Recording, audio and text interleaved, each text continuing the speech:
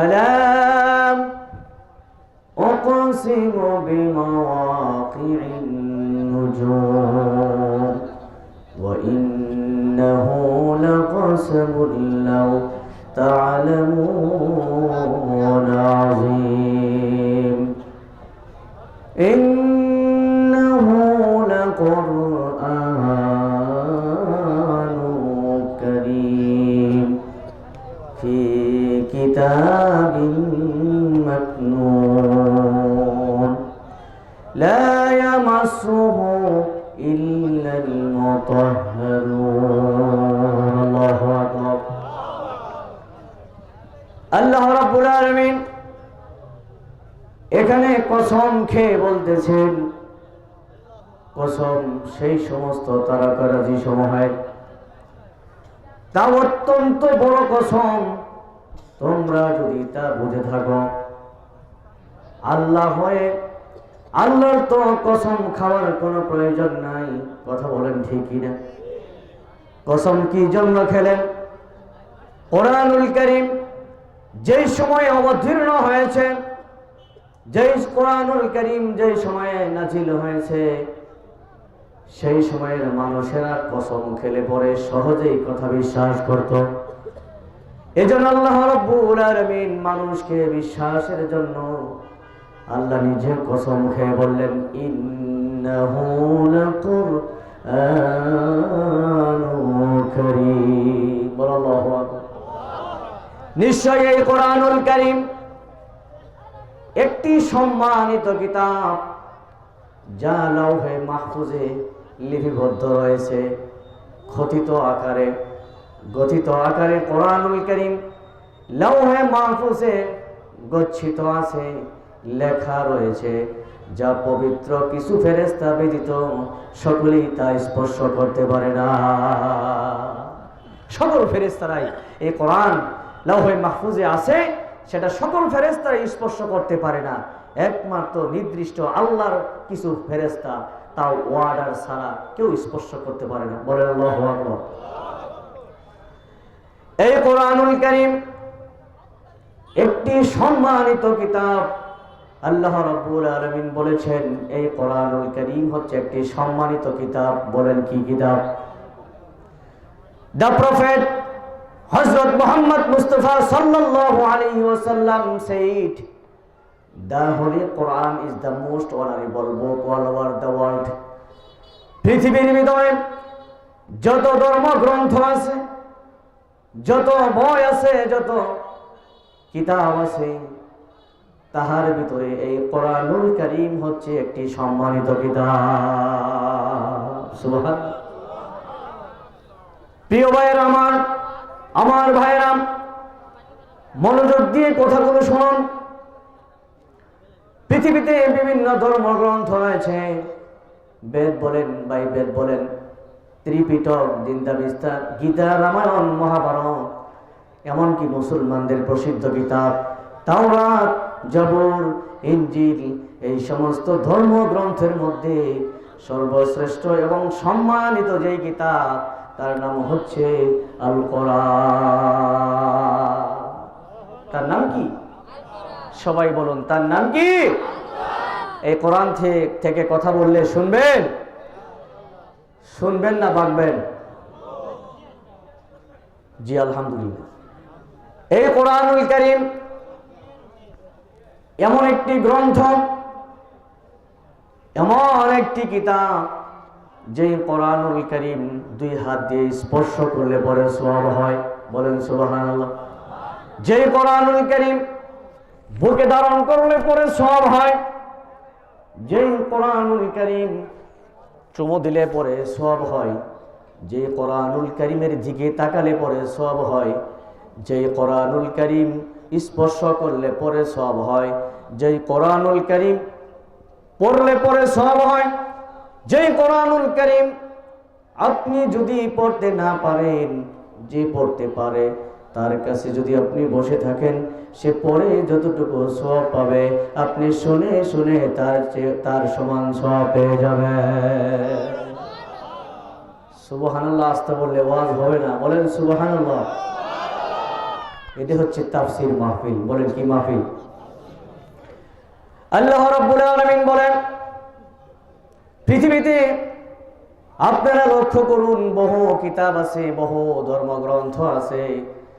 কোন ধর্মগ্রন্থ ধরতে গেলে অজু লাগে না, কথা বলেন ঠিকই না?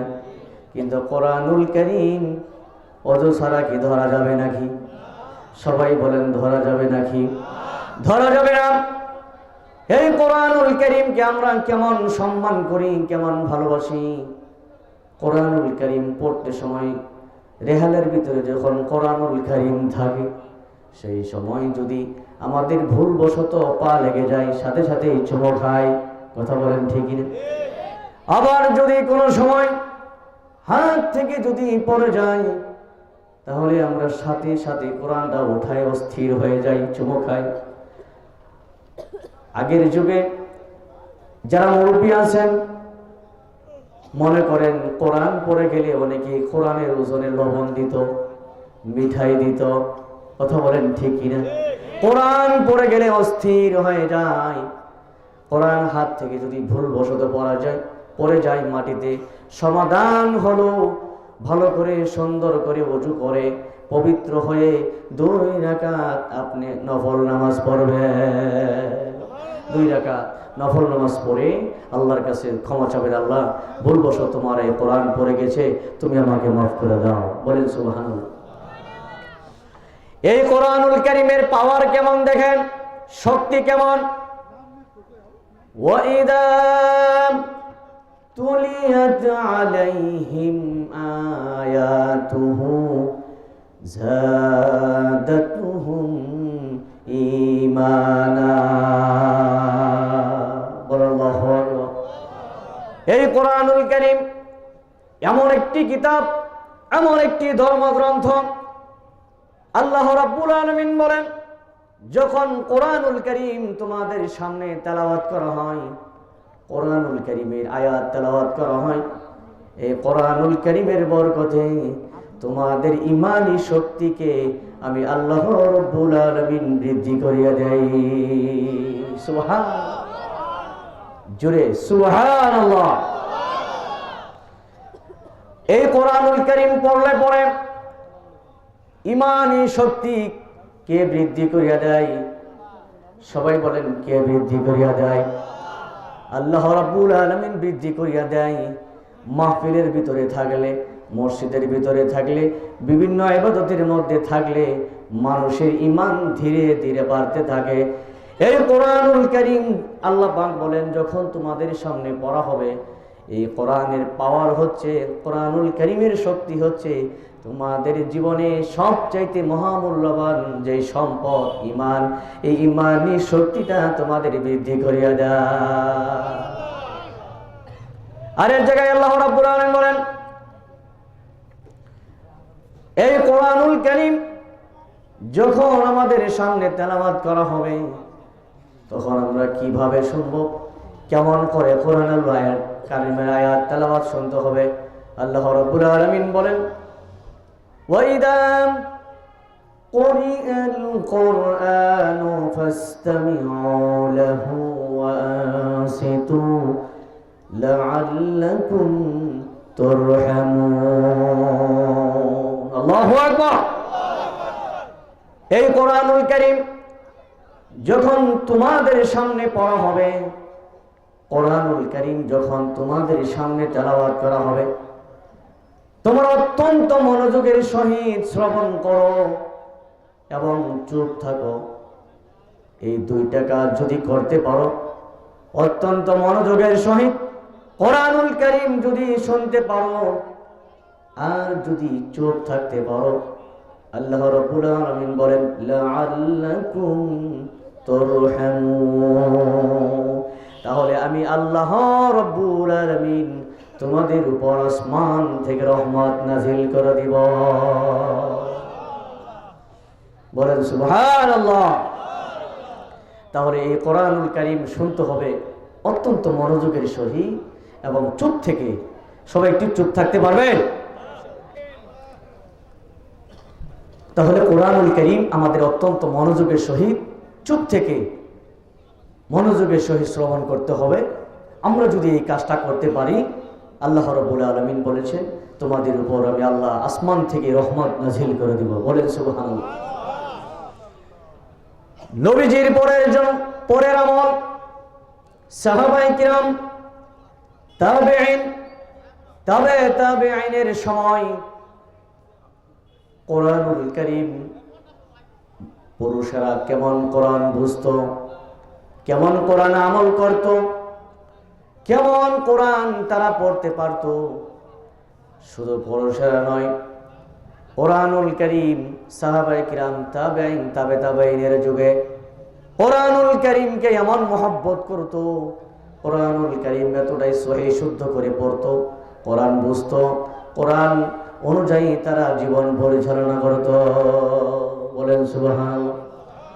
কোরআন তাদের মুখে ছিল, কোরআন তাদের বুকে ছিল, কোরআন তারা বুঝতো, আল্লাহর ভাষা তারা বুঝতো, তা অনুযায়ী তারা জীবনে আমল করত। আমরা কোরআন বুঝি না, বলেন বুঝি নাকি?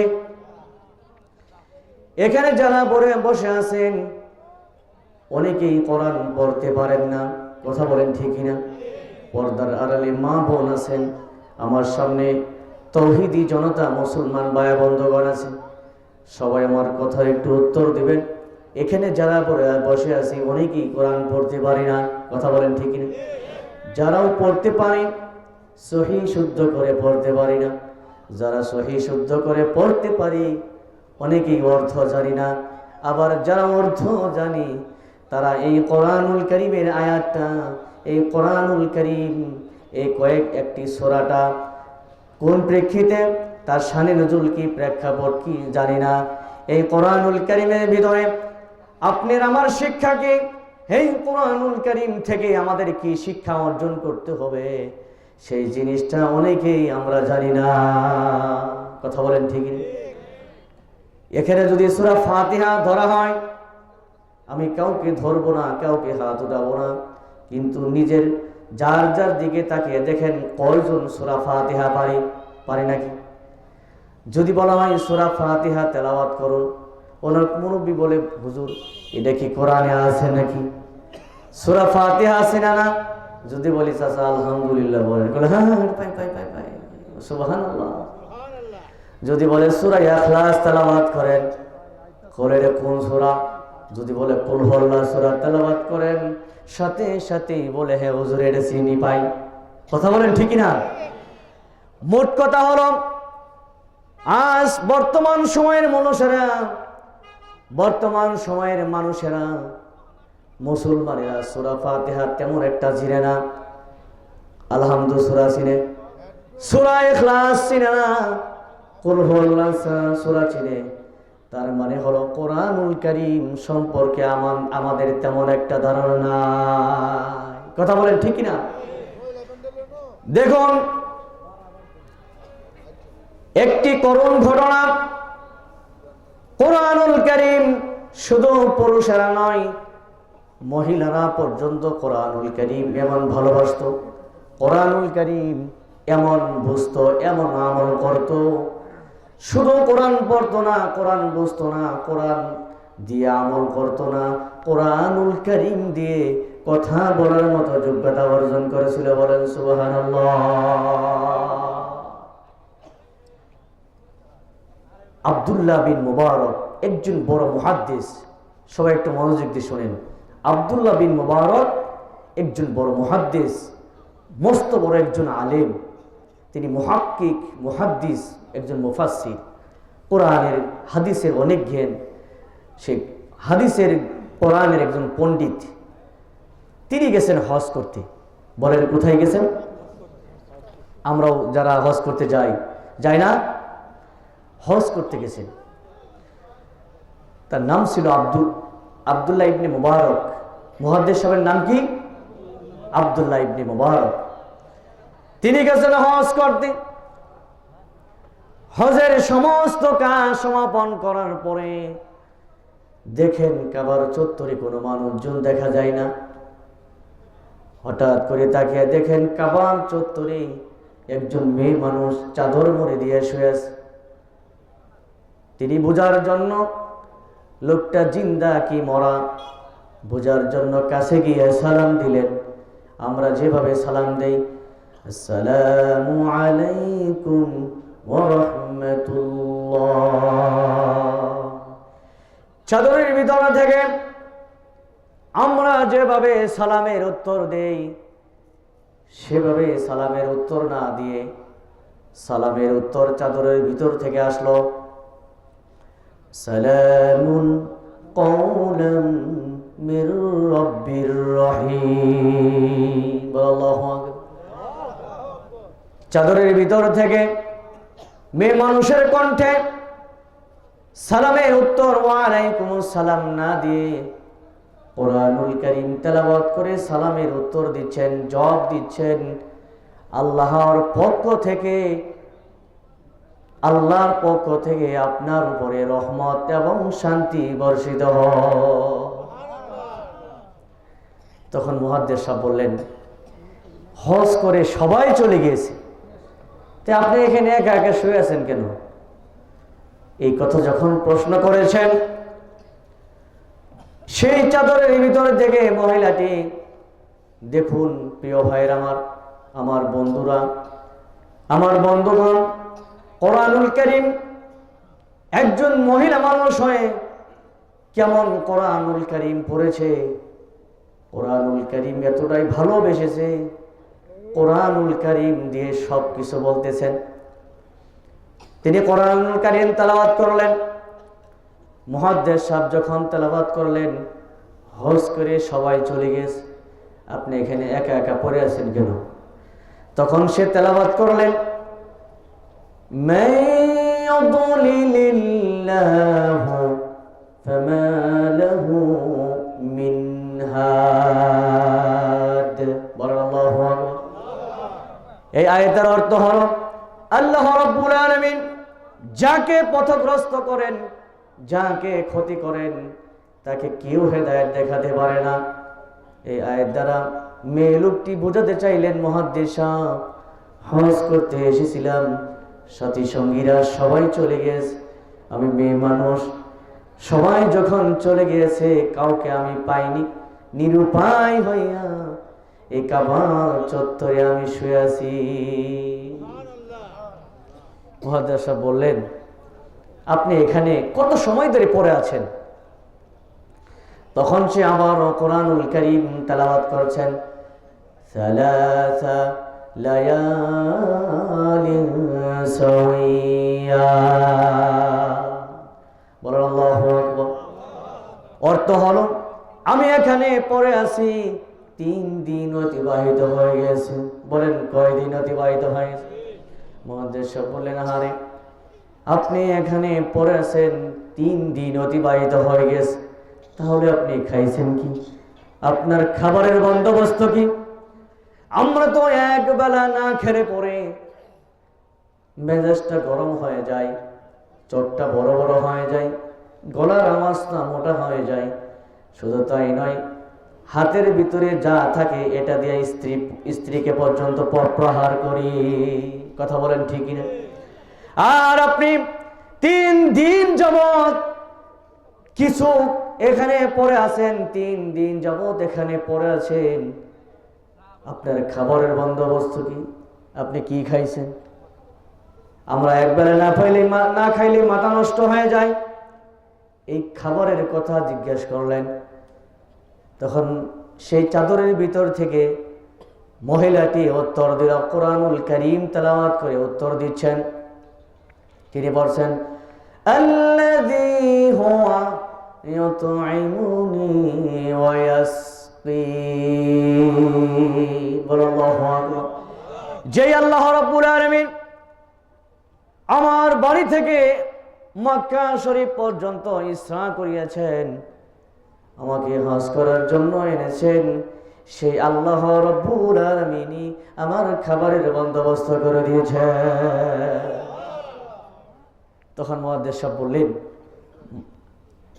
যে, আপনি কি খাইছেন না খাইছেন, আমিও তো হজ করতে এসেছিলাম, আমার কাছে কিছু খাবার আছে, আপনি ইচ্ছা করলে এই খাবারটুকু আপনি গ্রহণ করতে পারেন, খেতে পারেন। এই খাবারের প্রস্তাব করলেন। তখন মহিলাটি আবারও কুরআনুল কারীম তেলাওয়াত করছেন।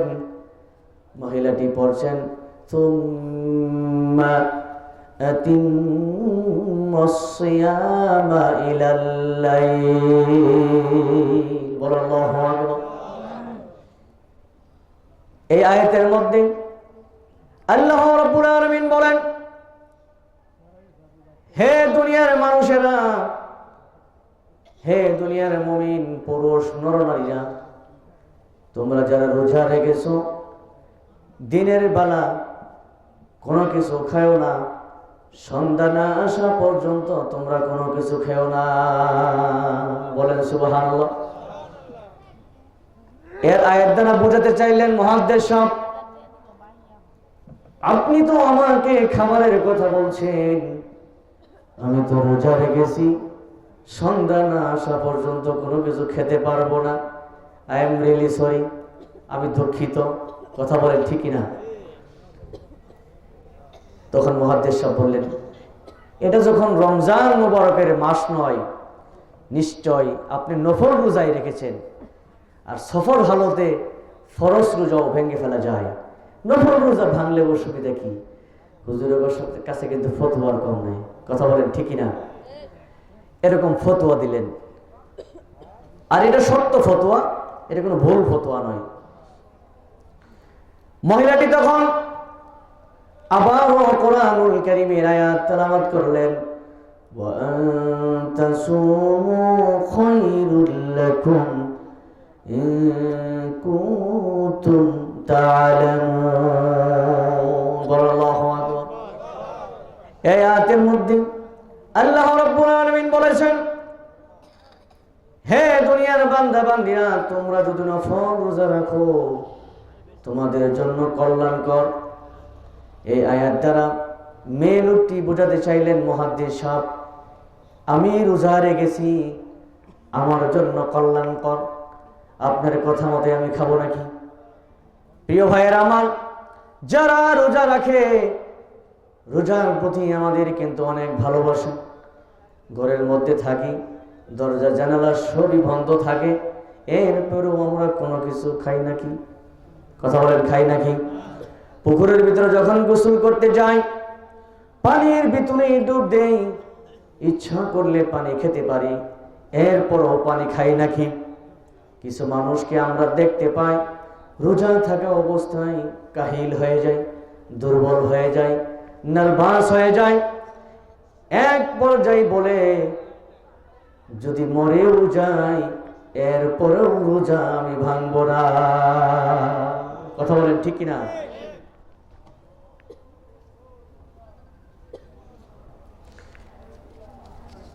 রোজা ভাঙবো না, কারণ রোজা রাখছি আমার জীবনের কল্যাণকর, আমার জীবনের কল্যাণকর। আপনার কথা মতে আমি খাবো নাকি?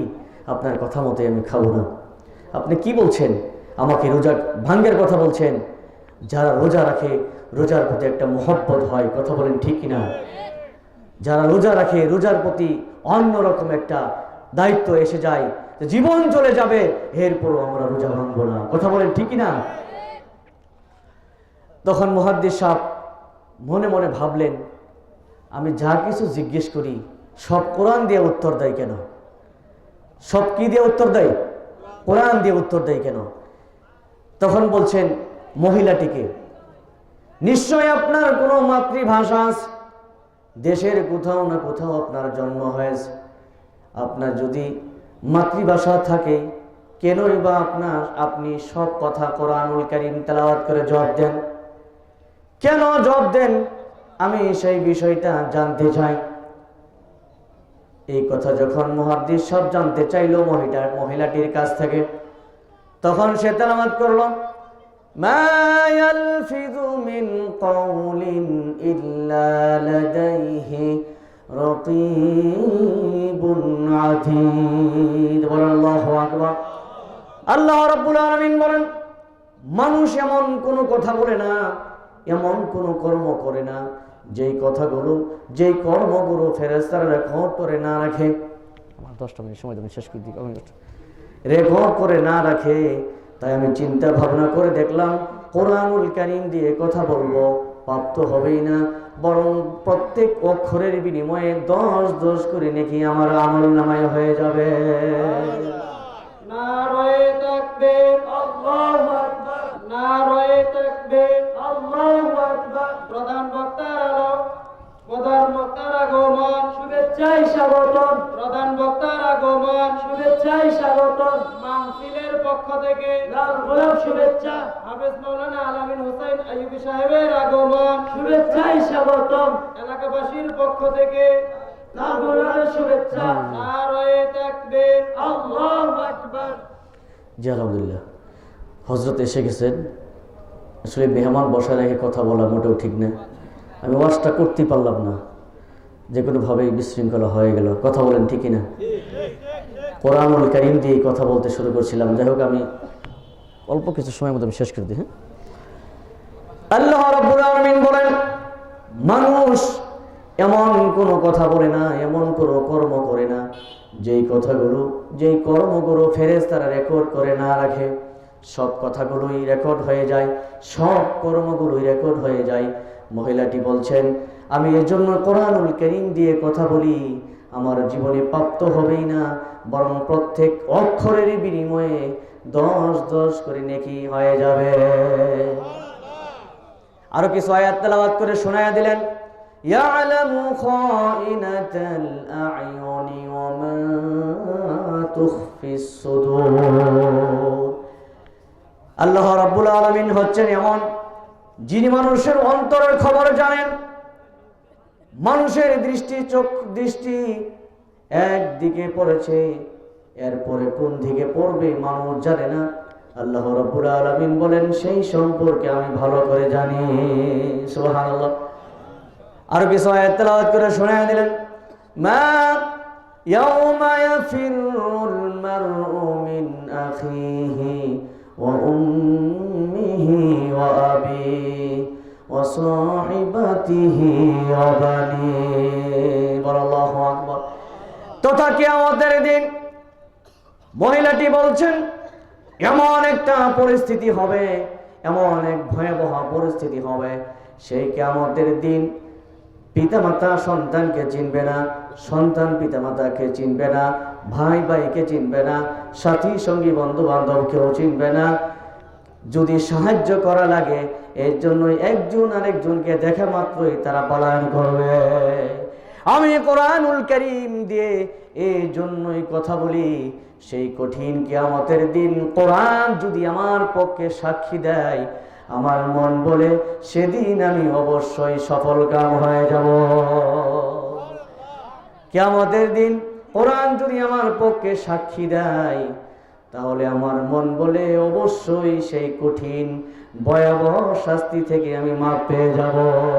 সুবহানাল্লাহ। মুহাদ্দিস সাহেব তখন আশ্চর্য হয়ে গেলেন, বললেন, আমি একজন মুহাদ্দিস, সে একজন মেয়ে মানুষ, ওই কম জানে না, অনেক জানে। কথা বলেন ঠিক না? এখন তার কাছে একটা যানবাহন আছে, মনে মনে ভাবতেছেন দেখে আরো কিছু জিজ্ঞেস করি। বলছেন মা, তখন মা বলে সম্বোধন করছেন। আপনার বাড়ি কোথায়? এই যে আপনাদের পাকুড়িয়া, বিভিন্ন গ্রামের নাম আছে, সব গ্রামের নাম তো কোরআনে নাই, আছে? দেখি সে কেমনে করে উত্তর দেয়। গ্রামের নাম জিজ্ঞেস করলেন, তখন সে উত্তর দিচ্ছেন, সুবহানাল্লাযী আসরা বিআবদিহি লাইলাম মিনাল মাসজিদিল হারামি ইলাল মাসজিদিল আকসা। আল্লাহু আকবার। সমস্ত দোষ ত্রুটি, অক্ষমতা, দুর্বলতা থেকে মুক্ত সেই মহান রব, মহান প্রভু, যিনি আমাকে ইসরা করিয়াছেন, যিনি আমাকে হজের জন্য এনেছেন মসজিদুল আকসা থেকে মসজিদুল হারামে। এই আয়াত দ্বারা মেয়ে লোকটি বোঝাতে চাইলেন, মুহাদ্দিস সাহেব, আপনি তো আমাকে বাড়ির কথা জানতে চেয়েছেন, আমার বাড়ি কোথায়? মসজিদুল আকসা মানে হচ্ছে ফিলিস্তিনে আমার বাড়ি, আর কাবা শরীফে আসছে আমি হজ করতে। মহিলাটির বাড়ি কোথায়? আমি সংক্ষেপ করে অল্প সময়ের মধ্যে শেষ করি, হুজুর মনে কিছু। ফিলিস্তিনে তার বাড়ি। বাড়ি কোথায়? ফিলিস্তিনে। এখন মুহাদ্দিস সাহেব ভাবছেন, এই বিদেশি একটা মহিলা, এত দূর বাড়ি, সবাই চলে গিয়েছে, এখানে একা পড়ে আছে, তাকে আমার সাথে যাওয়ার কথা বলবো, নাও তো যেতে পারে। কোরআনুল কারীম এতটাই রিসার্চ করেছে, এতটাই জানে বুঝে, একজন বিজ্ঞ আলেমা। তাই তিনি বলছেন, মা আমার কাছে একটা ঘোড়া আছে, ইচ্ছা করলে পরে আপনার বাড়ি পর্যন্ত আমি পৌঁছায় দিতে পারবো, আপনি যদি রাজি থাকেন। সাথে সাথে এই মহিলাটি কোরআনুল কারীমের আয়াত তেলাওয়াত করে জবাব দিচ্ছেন, ওয়া ইন তাফআলু মিন খায়রিন ইয়ালামুহুল্লাহ। আল্লাহু আকবার। এই আয়াতের অর্থ হলো, আল্লাহ রাব্বুল আলামিন বলেন, তুমি যদি কোনো মানুষের উপকার করো, তার চাইতে উত্তম প্রতিদান আল্লাহ রাব্বুল আলামিন তোমাকে দিবেন। মহিলাটি এই আয়াত দ্বারা বোঝাতে চাইলেন, মুহাদ্দিস সাহেব আপনি একটা ভালো প্রস্তাব করেছেন, পথ হারা মানুষকে পথ দেখানো নিশ্চয়ই ভালো কাজ। কথা বলেন ঠিক কিনা? আপনি একটা ভালো প্রস্তাব করেছেন, আপনার প্রস্তাবে আমি রাজি আছি, আপনার সাথে যেতে আমার কোনো সমস্যা নাই। সুবহানাল্লাহ। এই মহিলাটি ঘোড়ার পিঠে আরোহণ করতে যাচ্ছেন, এমন সময় তাকিয়ে দেখে যে মুহাদ্দিস সাহেব তার দিকে তাকিয়ে আছে। তখন সে আবার তেলাওয়াত করলেন, কুল লিল মুমিনিনা ইয়াগুদ্দু মিন আবসারিহিম। অর্থ হলো, আল্লাহ রাব্বুল আলামিন বলেন, হে নবী, দুনিয়ার সমস্ত মুমিন পুরুষদেরকে জানিয়ে দিন, তারা যেন দুনিয়াতে চলাফেরা করার সময় তাদের চক্ষুকে নিম্নগামী করে চলে। সুবহানাল্লাহ। এই আয়াত দ্বারা মহিলাটি বুঝাতে চাইলেন, মুহাদ্দিস সাহেব আমি মেয়ে মানুষ, বুড়া মানুষ, ঘোড়ার পিঠে চড় আরোহণ করা অবস্থায় আমার কাপড় এলোমেলো হতে পারে, আপনি যে আমার দিকে তাকিয়ে আছেন কাজটি মোটেও ঠিক হচ্ছে না, অতএব আপনার চক্ষুকে আপনি অন্যদিকে ফেরায় নেন। আল্লাহু আকবার। মহিলাটি ঘোড়ার পিঠে আরোহণ করলেন, ঘোড়ার রশি টেনে টেনে মুহাদ্দিস সাহেব যাচ্ছেন। মহিলা মানুষ যদি পুরুষ মানুষের পিছনে উঠে শক্তি বাইরে যায়। কথা বলেন ঠিক কিনা? তার মনের ভিতরে একটা প্রশ্ন আসলো, এই মহিলাকে জিজ্ঞেস করি যে বিবাহ হয়েছে কিনা।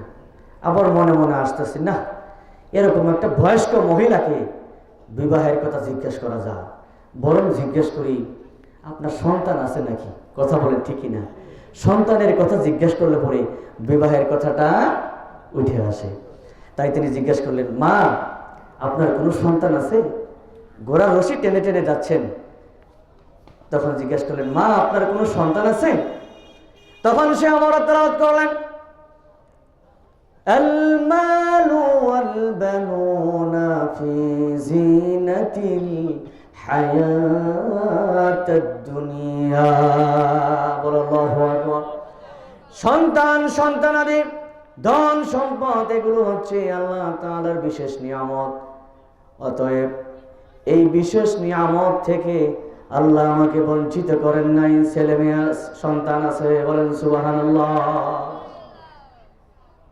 যে সন্তানের কথা বলছেন, ধন সম্পদ, সন্তান, সন্তানাদি এগুলো আল্লাহর বিশেষ নিয়ামত। এই নিয়ামত থেকে আল্লাহ আমাকে বঞ্চিত করেন নাই, আমার সন্তান আছে, বলেন সুবহানাল্লাহ। মুহাদ্দিস সাহেব বলছেন, সন্তান যদি থাকে তাহলে তাদের নাম কি? আরেকটা আটকানোর একটা সিস্টেম পাইছে। এখানে যারা আমরা আছি সবার নাম কি কোরআনে আছে? আব্দুর রহমান, আব্দুল জলিল, আব্দুল সাত্তার, বাবুল, আনোয়ার, কত নাম আছে না? মুহাদ্দিস সাহেবের ধারণা হলো, দেখি এমনি এখন কেমনি এই মহিলা উত্তর দেয়। কথা বলেন ঠিক কিনা? আটকাইতে পারে কিনা।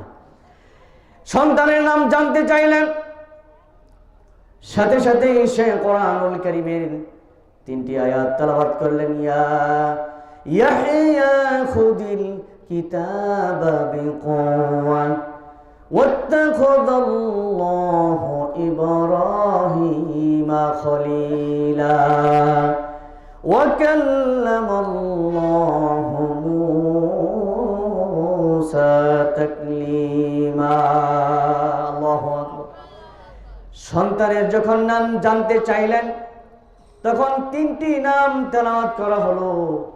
তিনটি আয়াতের মধ্যে তিনটি নাম আছে, ইয়াহইয়া, ইব্রাহিম, মূসা হচ্ছে আমার সন্তান। বলেন সুবহানাল্লাহ। সন্তানের নাম জিজ্ঞাসা করছেন, যেহেতু শুধু ছেলেদের নাম বলছে, শুধু ছেলের নাম বলছে, এতে বোঝা যায় তার কোনো মেয়ে নাই। আমার বাস শেষ, 2-3 মিনিট। এরপরে ঘোড়া রশি টেনে টেনে মহিলাটির বাড়ি পর্যন্ত পৌঁছলেন। বাড়িতে পৌঁছার পর দেখেন মাকে দেখে বড় বড় ছেলেরা দৌড়ে চলে আসছে। ছেলেরা দৌড়ে চলে আসছে, আসার পরে তাদের দু চোখে পানি এবং অন্তরে হাসি। কারণ হলো সাথী সঙ্গীরা সবাই, মা সহ সবাই হজ করতে গিয়েছিল, সবাই এসে পড়েছে। আমার মা যখন আসে নাই তাদের মনে বড় কষ্ট, আর যখন মা এসেছে তাদের মনে খুশি। মা হারার বেদনা সেই বুঝবে যার এই দুনিয়াতে মানা।